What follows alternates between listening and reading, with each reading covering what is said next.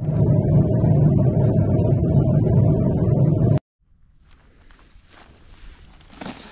on est typiquement sur du mica-schiste. Mec, les bruits se rapprochent. T'as vu la veine de quartz? Avec des veines de quartz. Ouais, ça peut être complètement aurifère. Quand ça traverse comme ça. Super beau, regarde ça. On est sur une superbe veine de quartz avec des biotites centimétriques. C'est typiquement les roches métamorphiques du Damaraland. Ça. Putain, Daniel, viens voir ça. 500 millions d'années. Putain, mec, viens voir ce truc là. Qu'est-ce que c'est que ce truc? C'est magnifique ça. On voit encore la stratification. Et ici, là, regarde ça.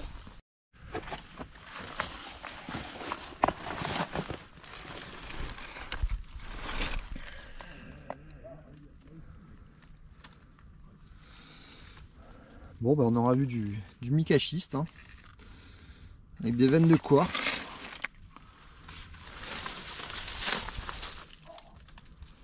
Bon, ça mérite un peu plus de prospection et je pense qu'il peut y avoir des bonnes surprises type minéralisation d'or. Là-dedans, typiquement, là, quand c'est oxydé comme ça, c'est parfait, quoi.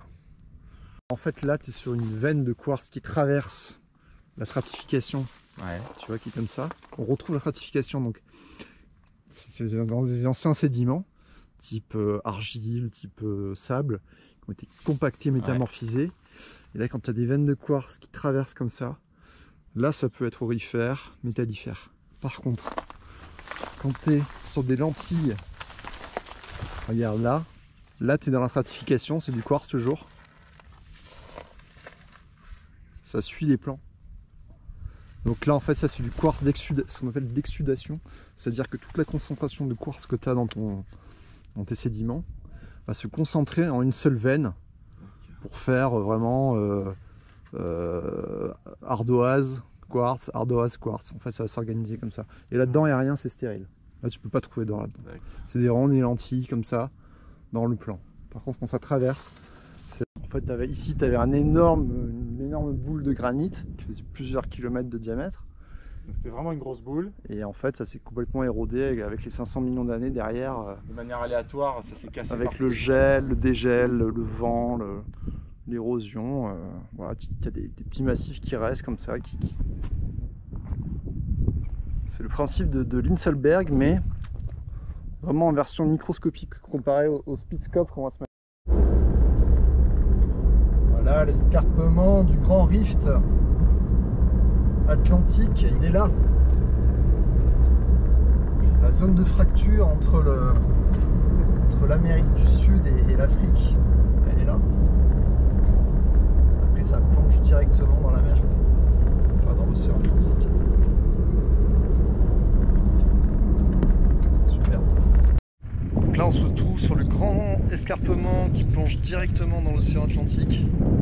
C'est vraiment la zone de fracture de la séparation pendant le Gondwana entre l'Amérique du Sud et l'Afrique.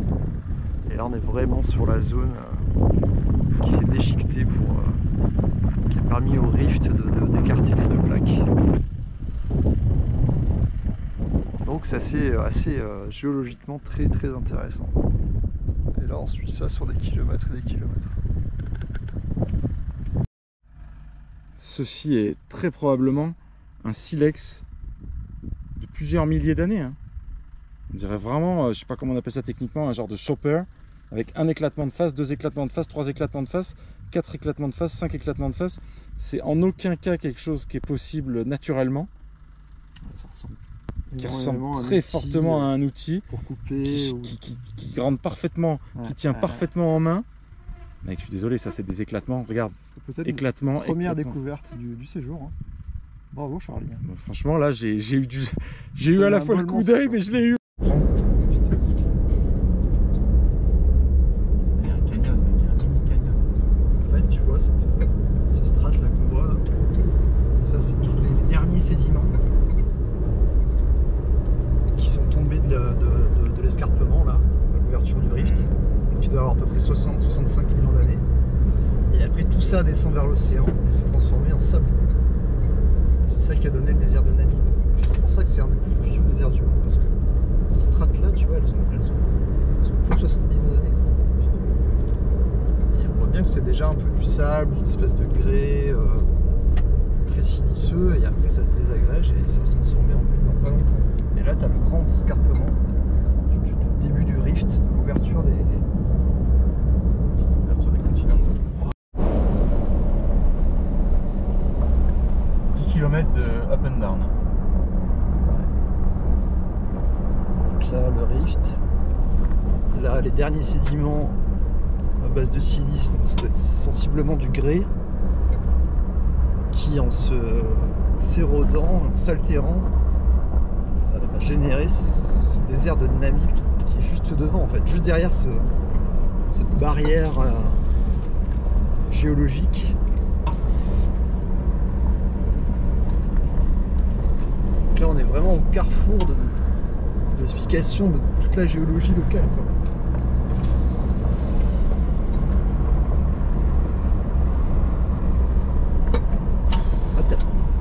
Quand même pas mal de sédiments, je peux te dire. En termes d'épaisseur, là, ça, il y a quelques millions d'années, je peux te dire.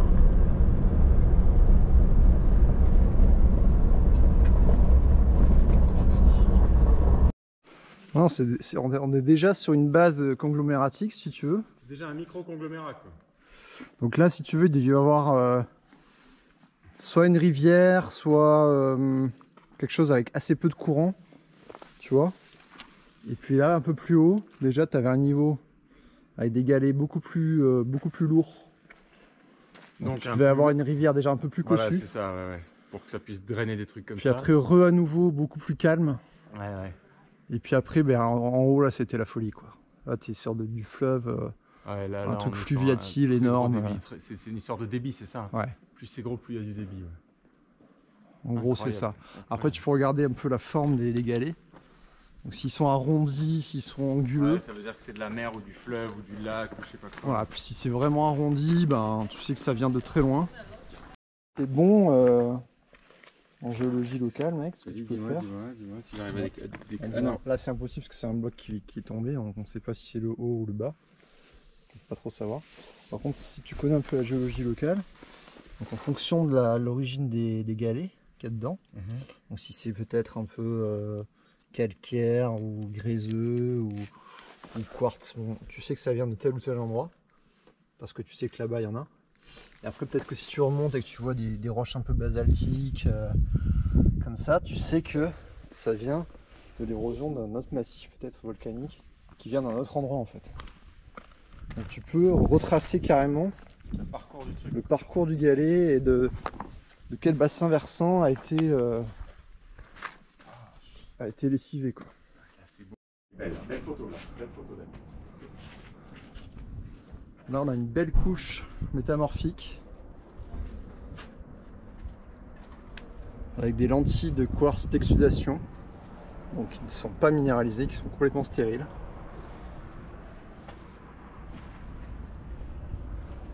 Mais superbe affleurement. Cette veine de quartz. Superbe. Même si c'est dans la stratification et c'est stérile, c'est quand même remarquable. Tu vois pas ça tous les jours en France. Hein, le plissement.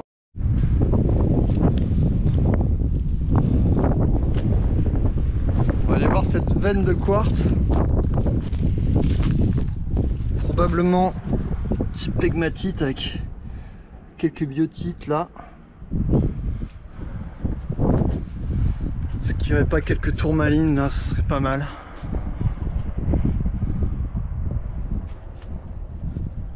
Ça serait pas mal. Ça a l'air un peu trop blanc.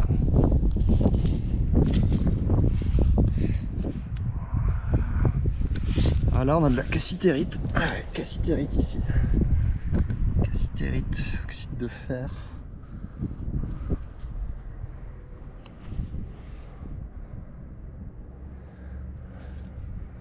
Ok. On va aller voir un peu plus loin, mais là c'est déjà pas mal. C'est dommage qu'il n'y ait pas d'eau, on a pu faire quelques bâtés dans cette rivière asséchée. Je pense qu'il doit y avoir quelques surprises. Bon, rectification tout à l'heure, c'est pas de la cassiterie, c'est de la marcassite. Sulfure de fer. Ouais, oh là, attends, là, mec, reste comme ça. C'est quand même majeur.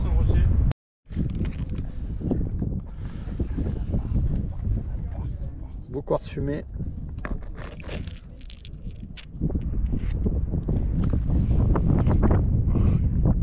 Cristal de roche. Quartz fumé. Là, il y a de tout. Là, il y a de tout pour faire un monde. Mec, c'est une diversité de roches. Moi, personnellement, j'ai jamais vu ça.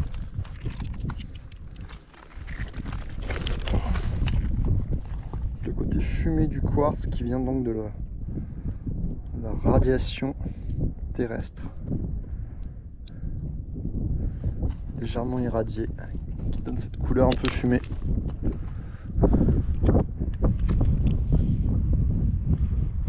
Et quelle vue quoi. Avant tout, quelle vue.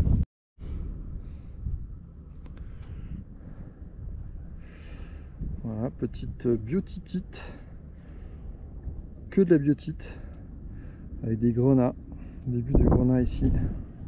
Là. On verra peut-être pas la caméra. On est sur du métamorphisme assez élevé. Bon, en regardant un peu de plus près, on trouve effectivement des grenats dans les micachistes. En surface, là on les voit bien. Mais on trouve aussi des gemmes hein, d'assez belle taille, notamment celui-ci. Au milieu, il est bien octaédrique, il est bien formé. Voilà, des petits grenats de Namibie, sympa.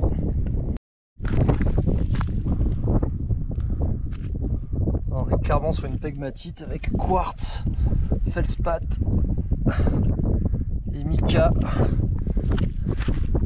Voilà, à grande échelle ce que ça donne. Une énorme pegmatite.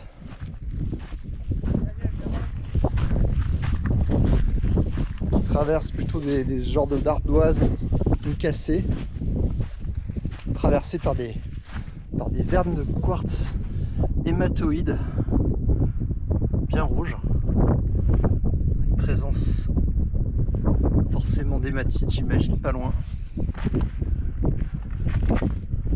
Ah, c'est dingue.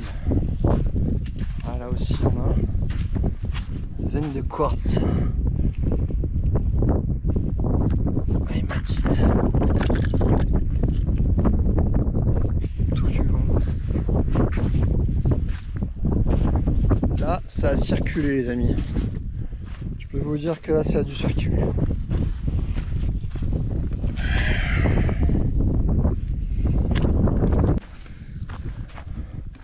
Là, on est toujours sur des quartz à hématite.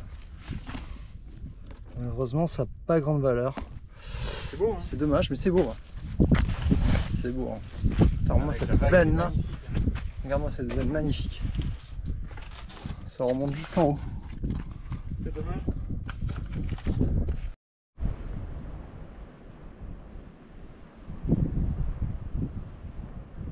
Vue de Ugab Lodge. Sur les 3 monolithes là.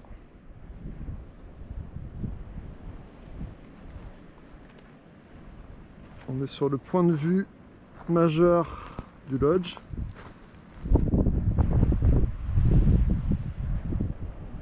En fait la barre là, indurée, continue presque jusqu'à là. En fait cette barre est constituée de conglomérats. En fait on est carrément sur la barre là d'où on est. On a un conglomérat vraiment hétérogène en termes de nature de roche d'origine. On a des quartz, on a des grès un peu noirs, peut-être même un peu de calcaire gris. J'ai croisé des hématites énormes aussi, je sais pas d'où ça vient. Tout un panel de roches. Là, on a une petite hématite ici là. Très étonnant.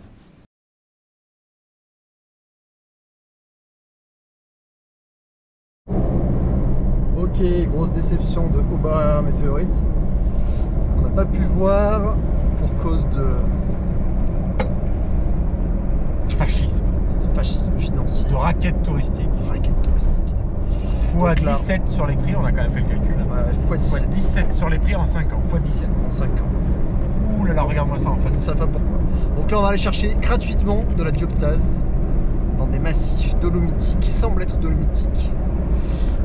Ah, les arbres rouges là, ils sont fous. Hein. Et si on en trouve, je pense qu'on ne sera pas les plus malheureux. Et on aura même peut-être fait une bonne action. Prouvons-le, prouvons-le, prouvons-le. Là, je suis en train d'essayer de sortir de la dioptase de ce petit filon. Pas évident. Je vous montrerai les échantillons tout à l'heure. On est sur une petite vanne là. On voit qu'il y a des plaquages en surface. Et on est sur des espèces de rochers dolomitiques avec des filons de quartz qui traversent toute la dolomite. Et par endroits, ça a pu remonter de la dioptase, précipité. Et on va continuer à chercher.